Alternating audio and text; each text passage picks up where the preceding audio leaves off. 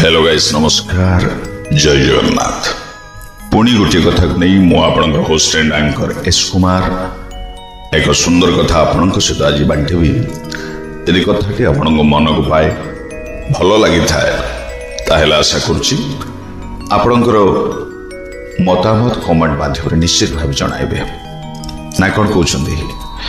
तो श्रोता बंधु जी जेते छोट हेले मध्य ताकू केबे आमे हीन असहाय मन करवा उचित नुहे। छोट हेले कौन हैला ताठारो भी किसी शिखिबार थाई पारे। कहार आकार को नुहे बरम तार विचार बुद्धि को विवेचना करी ताकू तौलिबा दरकार। कारण प्रत्येक व्यक्ति निज निजर क्षमता को नहीं योग्य विवेचित ही थांती। एई जेमती बनर राजा सिंह भारी साहसी भारी बलुआ ताको समस्ते मानती भय भी करती। थरे कौन है सिंह गछ छाई खरा बिलिया समयटा आराम रे शुई घुंगुड़ी मारू थाए। सेतिक बेले मूषा छुआटे एणे तेणे बुलु बुलु सिंह उपर को चढ़ी जाइछि। बिचारा कौन जानी जे एटा जंगल रो राजा सिंह से पर खेल पड़िया भाविकी चलीगला। ता पिठरे नाचिला कुदेला मन खुशी एणे तेणे दौड़िकी खेलिला।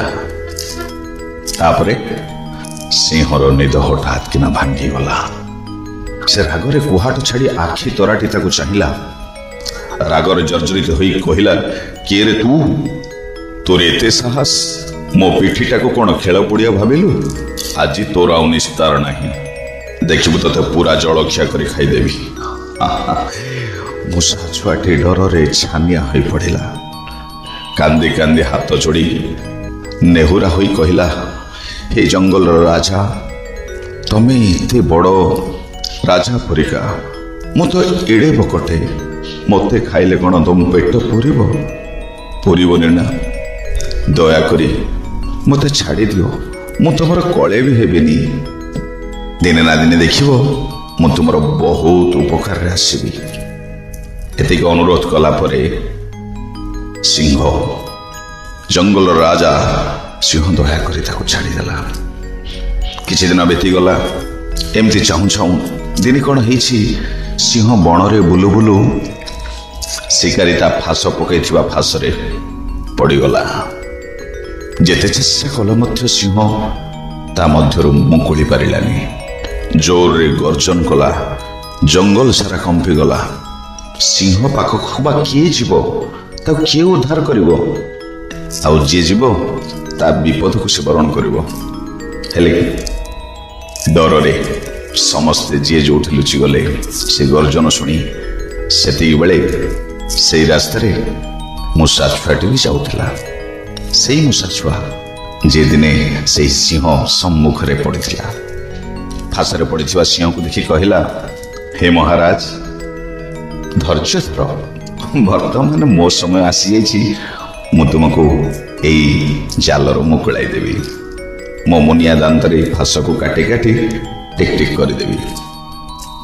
संगे संगे मूषा ता काम रे लागि गला। सिंह मुकुली हाई मारी अलस छाड़िला।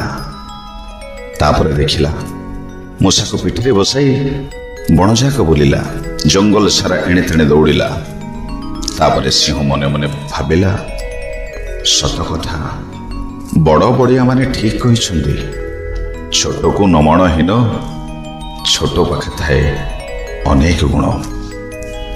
श्रोता बंधु आज ये कथा आपको केमती लगिला निश्चित भाव आपण माने जणाइबे।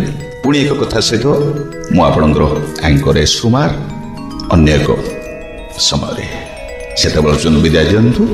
नमस्कार जय जगन्नाथ।